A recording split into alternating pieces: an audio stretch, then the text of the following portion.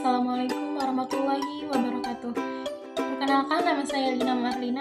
Saya dari kelas R6 semester 4 di Universitas Bima Geraha. Di sini saya akan menjelaskan mengenai apa itu koperasi.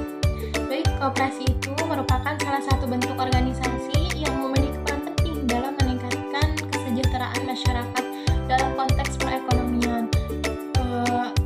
Koperasi menawarkan alternatif bagi individu ataupun kelompok karena untuk berkolaborasi dalam memenuhi kebutuhan dan meningkatkan daya saing.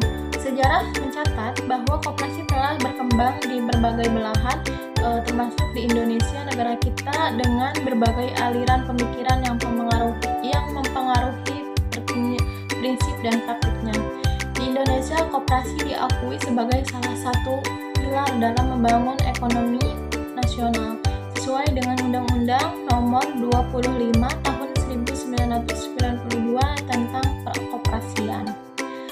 Lalu ada berapa jenis koperasi? Nah, di sini ada 4 jenis koperasi. Yang pertama itu koperasi produsen, yang kedua koperasi konsumen, yang ketiga koperasi jasa, dan yang keempat koperasi simpan pinjam.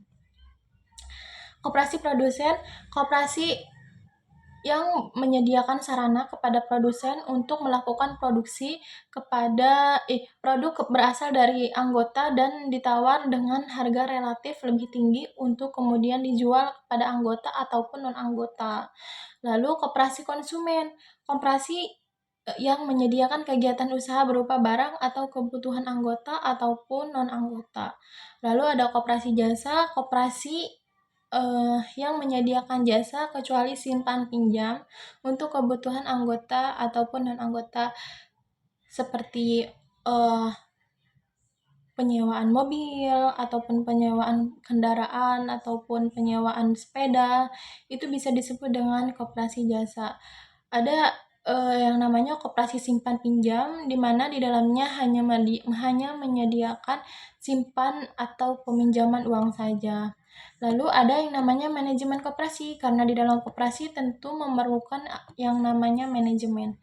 Nah, manajemen koperasi ini untuk mengatur di mana unsur-unsur manajemen yang memfungsikan fungsi-fungsinya untuk mencapai tujuan koperasi. Tentu koperasi tidak terluput dari yang namanya perencanaan, pengorganisasian, penyusunan personalia, pengarahan, dan pengendalian. Nah, itu yang namanya konsep dasar manajemen koperasi. Tanpa itu, koperasi tidak akan berjalan. Lalu ada yang namanya sumber modal, di mana sumber modal koperasi itu berasal. Ada 4 sumber modal koperasi bisa berjalan, yaitu ada sumber modal dari anggota, sumber modal dari peminjaman, sumber modal dari penyertaan, dan sumber modal dari cadangan. Itu adalah 4 sumber modal yang biasanya dipakai oleh koperasi. Baik, mungkin itu saja yang bisa saya sampaikan. Kurang dan lebihnya mohon maaf. Wassalamualaikum warahmatullahi wabarakatuh.